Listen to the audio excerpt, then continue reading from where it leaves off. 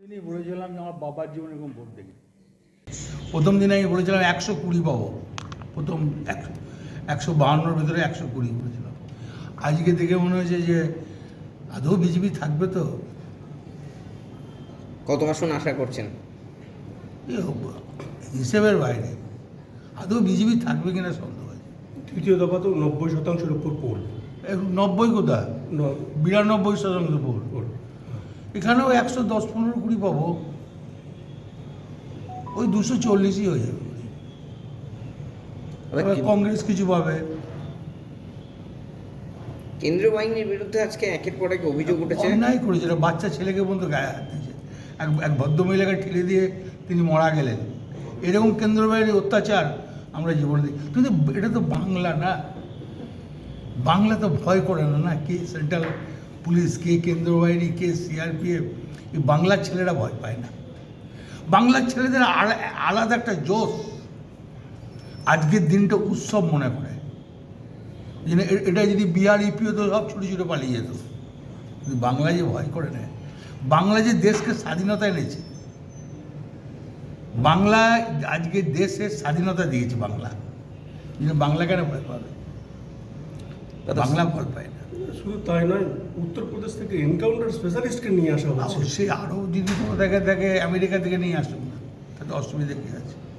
দাদা, তাহলে কি সাজোয়া গাড়িগুলোকে খেয়ে নিল রয়্যাল বেঙ্গল টাইগার? আমি বলেছিলাম রয়্যাল বেঙ্গল টাইগারের জায়গা, এখানে কিছু চলবে না। এবার ভাই তোমরা দেখো না, আমরা দেখি তোমরা কি পোল করো, টিভি, ইটিভি আছে, 9 আছে, তোমার এবি আছে, সব 24 ঘন্টা আছে। 24 ঘন্টা বোধহয় আর সব কিছু করছে না, ফিগারই তো দেখলাম না এই ভোটে। দাদা, রবীন্দ্রসঙ্গীত বাজবে না ডিজে বাজবে? না, প্রথম দিকে যেটা বলে আসছি, এটা হচ্ছে এটা গুরুদেবের জায়গা। দিদি মানেন, রামকৃষ্ণ ঠাকুরকে মানেন, বিবেকানন্দকে মানেন, সারদাদেবীকে মানেন, রবীন্দ্রনাথ টেগোরকে মানেন, নজরুলকে মানেন, সব মহর্ষিদের মানেন। এখানে কোনো ডিজে বাজতে হবে, ডিজে বাজে বিহার ইউপিতে, আমাদের এখানে চলে না। আমাদের বাংলা যেমন সাহসী, বাংলা তেমন ভদ্র, বাংলা কিন্তু রবীন্দ্রসঙ্গীত নিয়ে থাকতে চায়।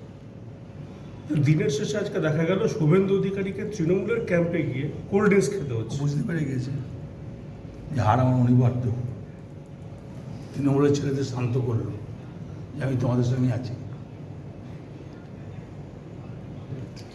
দাদা, সেটা হচ্ছে যে কিভাবে উদযাপন হবে? সেটা তো দল করবে ভাই, দল যেটা বলবে সেইভাবে করবে। আচ্ছা, বিরোধীদের উদ্দেশ্যে কি বার্তা থাকবে?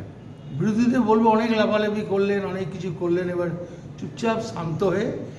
অনেক জায়গায় আমি দেখলাম যে আখের শাল উঠেছে, ঠান্ডার দিনে আখের গুড় দিয়ে একটু মুড়ি ভিজিয়ে একটা কাঁচা লঙ্কা মাখিয়ে খেয়ে শুয়ে দেবো।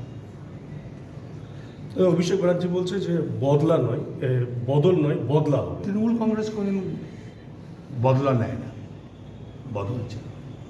তো ওটা অভিষেক ব্যানার্জি তেনার রাগে বলেছেন, কিন্তু তৃণমূল কংগ্রেস এই জিনিস করে না। অনেক জায়গায় দেখলাম আখের গুড় উঠে গেছে, মুড়ি লাও, কাল থেকে খেয়ে একটা লঙ্কার টিপে মাখিয়ে খেয়ে শুয়ে পড়াবে, পেটটা ঠান্ডা থাকবে, মনটা ঠান্ডা থাকবে। রেজাল্ট আউটের পর বিজেপির কি অস্তিত্ব থাকবে?